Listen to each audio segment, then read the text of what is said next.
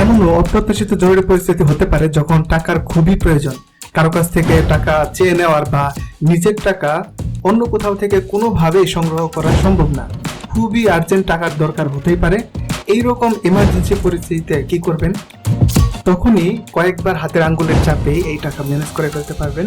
হ্যাঁ, আপনার হাতের স্মার্টফোনে থাকা বিকাশ অ্যাপেই আপনি টাকা সহজেই লোন নিতে পারবেন।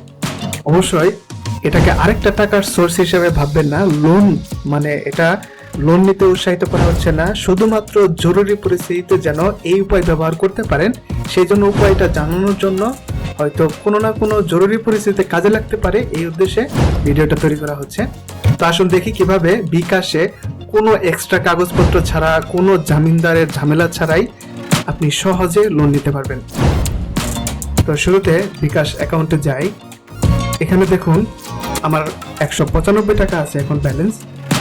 তো এখন এই ভিডিওটা আমি তৈরি করছি এই লোন নিয়ে দেখানোর জন্য, এই জন্য নিচে লোন নামের এই অপশনে যাই।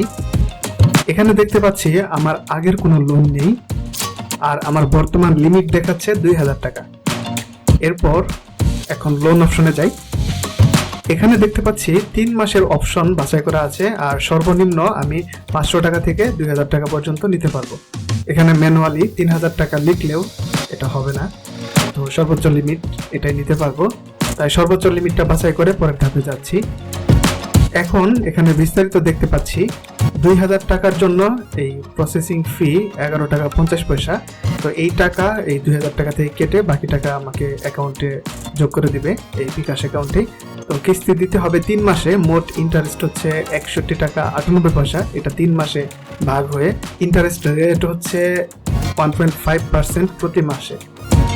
তো কোন মাসে কত টাকা দিতে হবে সেই হিসাবের বিস্তারিত এখানে দেওয়া আছে। আর পরের ধাপে এখানে বিভিন্ন শর্তাবলী, এটা পড়ে বুঝে তারপরেই লোন নিতে হবে। তো নির্দিষ্ট সময়ের পরে অতিরিক্ত ইন্টারেস্ট সহ ফেরত দিতে হবে। এই সব কিছুতে সম্মতি থাকলে তারপরেই পরের ধাপে যেতে হবে। এখানে বিকাশের পিন নাম্বার দিয়ে পরের ধাপে এখানে ট্যাপ করে ধরে রাখলেই টাকা অ্যাকাউন্টে ক্রেডিট হবে। আমার এখানে বিস্তারিত দেখতে পাচ্ছি, এই লোন নেওয়ার পরে বর্তমান ব্যালেন্সও দেখতে পাচ্ছি, SMS এও আসছে, এখানেও দেখতে পাচ্ছি। তো এখানে পুরো টাকা যোগ হয়েছে। এবার এই লোন ফেরত দেওয়ার জন্য কি করতে হবে সেটা দেখাচ্ছি। তো আবার এই অ্যাপের লোন অপশনে যাই। এরপর এখানে লোন পরিশোধ করুন এই অপশনে যাই। এখানে দুটো অপশন দেখতে পাচ্ছি, সম্পূর্ণ পরিশোধ করা আর একটা হচ্ছে আংশিক টাকা পরিশোধ করা অপশন। তো আংশিক বাছাই করলে এখানে নিজের ইচ্ছা মতো পরিমাণ লিখে টাকা ফেরত দেওয়া যাবে। আর আজকে লোন নিয়ে আজকে যদি পুরো টাকাই ফেরত দেই তাহলেও দেখতে পাচ্ছি পরের অপশনে যে 1 টাকা ইন্টারেস্ট সহ 2001 টাকা পরিশোধ করতে হবে। তাই এটা বাছাই করে পরের ধাপে 3 নম্বর দিয়েই টাকা পরিশোধ করা যাবে। তো আপনার বিকাশ অ্যাপে এই লোন অপশন নাও থাকতে পারে, এটা বিভিন্ন কিছুর উপর নির্ভর করে।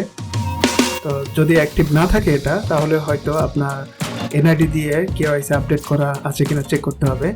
আর নিয়মিত লেনদেন করতে হবে, send money, cash out, recharge, এগুলো বিকাশ অ্যাপে নিয়মিত লেনদেন করতে হবে। আর বিকাশ অ্যাপ অবশ্যই আপডেটেড থাকতে হবে।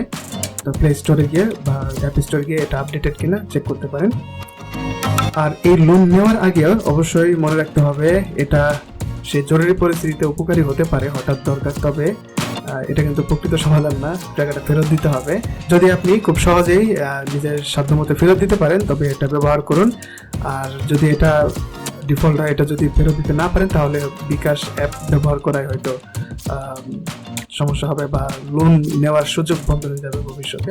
তাই এটা কোনো ফ্রি টাকা না, সহজেই মানে নেওয়া গেলেও সুদ সহ বিস্তারিত এখানে যেমনটা দেওয়া আছে সেই শর্তাবলী অনুযায়ী সুদ সহ এটা কিন্তু ফেরত দিতে বাধ্য লোন নিলে। তাই অবশ্যই সেই লোন এড়িয়ে চলা ভালো, জরুরি পরিস্থিতিতে এটা ব্যবহার করতে পারে। তো আপনাদের যদি বিকাশের লোন নিয়ে এই কোনো প্রশ্ন থাকে কমেন্টে জানাতে পারেন। আর বিকাশ অ্যাপের ওয়েবসাইটেও তাদের ওয়েবসাইটে গিয়েও বিস্তারিত জানতে পারেন। এই ভিডিওটা যদি অন্য কারোর জন্য সাহায্যকারী বলে মনে হয় তাদের সঙ্গে শেয়ার করতে পারেন। ভিডিওটি ভালো লাগলে লাইক দিতেও পারেন। আর এই চ্যানেলে নতুন হয়ে থাকলে চ্যানেলটি সাবস্ক্রাইব করে রাখতে পারেন, তাহলে পরের ভিডিও আপনি সহজেই প্রথমে পেয়ে যাবেন। ধন্যবাদ এই পুরো ভিডিওটা দেখার জন্য।